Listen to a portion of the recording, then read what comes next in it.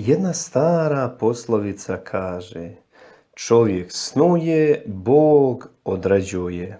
I to je točno. Zato nas Bog stalno podsjeća: moji puti nisu vaši puti i moje misli nisu vaše misli. Nažalost, mi želimo da Bog učini da hodamo našim putevima i ostvari naše planove, jer bezumno mislimo da su naši putevi i naše misli bolje od Božjih. Treba reći da puno puta uopće ne razumijemo zašto Bog daje da idemo nama nepoznatim putevima.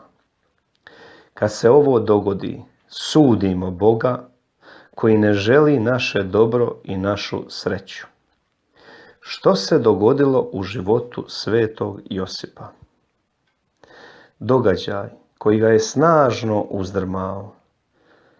Dok je bio sav sretan i zadovoljan jer je trebao ženiti Mariju, djevojku koju su svi u Nazaretu smatrali lijepom, dobrom i vjernom, iznenada je primio neočekivanu vijest da je Marija trudna. Marija me prevarila, zasigurno izjavljuje.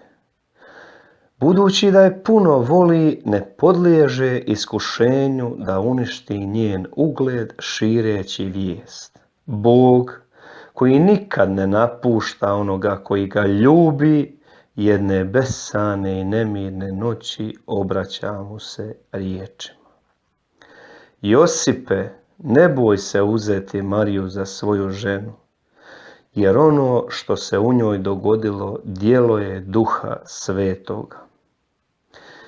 U životnim sumnjama i nesigurnostima Bog ne oklijeva ići u susret svojim prijateljima i rasvijetliti ih po pitanju njihove povijesti.